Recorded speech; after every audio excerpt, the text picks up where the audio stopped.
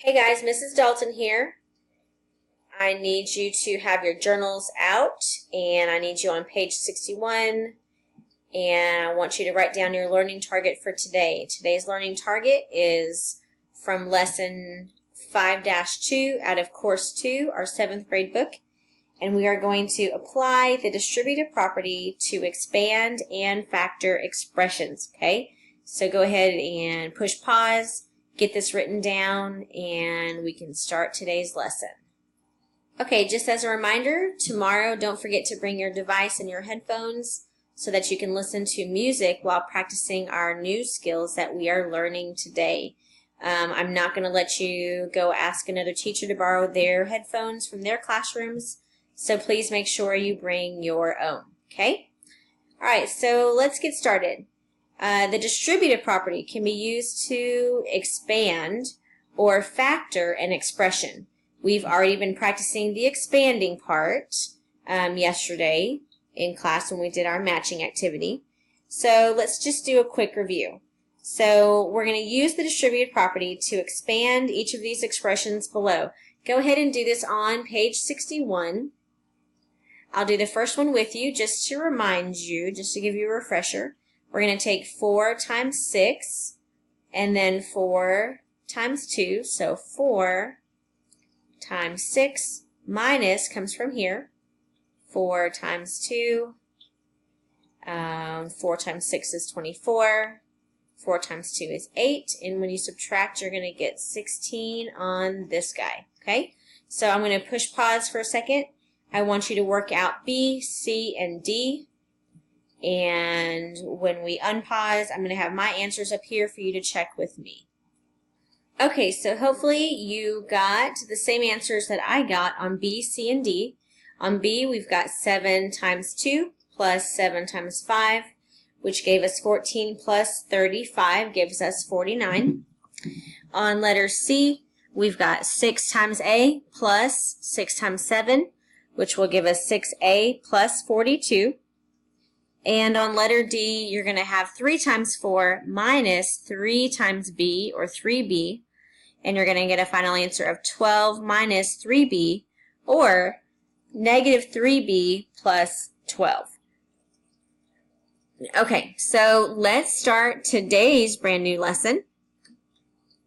Go ahead and go to page 62 for me. And I want you to write everything down from here all the way to here. Okay, so we're going to use the distributive property to factor 12x minus 18. Okay, so we've got 4 steps. Please make sure you write this down. And then we'll come over here to the side and work out each of these steps so you can learn how to factor these guys. So first step is going to be to find the GCF of the terms. And we'll do that example here in a minute. Next step is to divide both terms by the GCF and put them in parentheses. The next step is to put the GCF on the outside of those parentheses. And then our final step is going to be to use your distributive property to check and see if you properly factored out the correct number to get your original expression, okay? So I'm going to go ahead and pause, let you get a moment to write all these down, and I'll be right back with you to work this out. Okay, so our first step is to find the GCF of the terms 12x and 18, okay? Remember, your GCF stands for greatest common factor, and so we're looking for the biggest factor, or the biggest number, that will divide evenly into 12 and 18. So hopefully you've got this already in your brain, or perhaps you've said it out loud to your table. But our greatest common factor that will divide evenly into 12 and 18 is 6. Okay, so step 1 done. Next, we're going to take both of our terms and divide them by our GCF and put those answers inside of parentheses. So here's how that's going to look. So we've got 12x divided by 6, and that's going to give us 2x. And then we're going to take 18 and divide by 6, and that's going to give us 3, okay? So we're going to put the 2x in parentheses.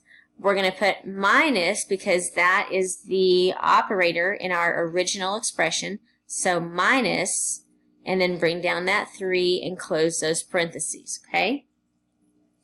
Then we're going to put the GCF of 6 on the outside of those parentheses.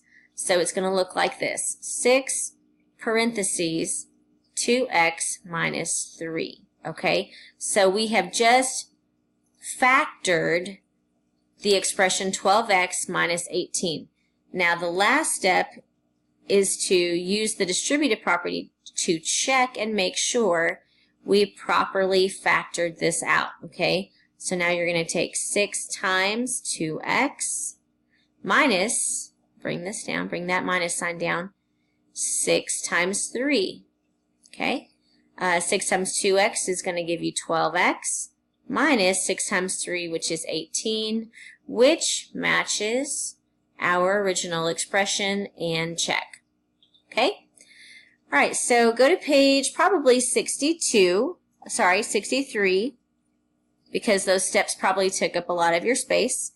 Now what we're going to do, what did I say, 63? Let's go to 63. Okay, so you don't have to write this stuff in yellow again because you've already got the steps written down, and you don't have to use the distributive property of factor to factor each expression. I just want you to write down C and D and the expressions that go with them, okay? So our GCF of C is going to be 3, okay? So you're going to take 6x, divide by 3, and you're going to get 2x. And you're going to take 3y and divide by 3, and you're going to get 1y, or just y, okay? So then you're going to put them in parentheses, 2x plus y. Now you're going to take your GCF and put your GCF on the outside of what we just did with the parentheses, and this is our factored expression. Now let's go back and use our distributive property to check. So we've got 3 times 2x plus 3y, and that's going to give us 6x plus 3y, which is our original expression, and check, okay? I'm going to push pause. I'm going to give you a moment to work out letter D on your own, and when we come back, let's see if you got what I got. Okay, so I'm back. Hopefully on letter D, you got a GCF of 2. You divided both of your terms by 2, and you ended up with A minus 5. Put that GCF on the outside, so you've got 2 parentheses A minus 5. This is your factored expression. And we're going to use our distributive property to check, and you should end up with 2 times A minus 2 times 5, which will give you 2A minus 10. Okay? All right, let's move on to a couple more examples. We've got 5x plus 5 and 12r minus 24.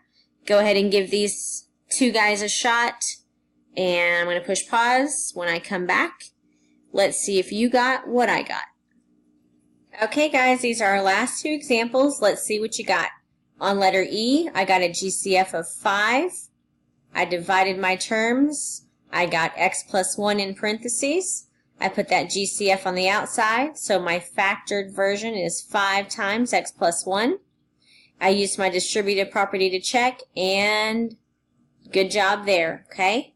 Letter F. My GCF was 12. I divided my terms, and I ended up with r minus 2 inside of the parentheses. Put that GCF on the outside, 12 times r minus 2. Use your distributive property to check. 12r minus 12 times 2 gives you 12r minus 24. And check. Okay, so if we have made it to this slide, then we are done with today's lesson. So let's go ahead and start practicing. We'll have a worksheet ready to go for you to practice. If we don't have enough time today to get started, then we'll practice tomorrow. And I will have another video for you tomorrow just to make sure we're on the right track with our practice, okay? So have a great day. I will see you or talk to you in tomorrow's video.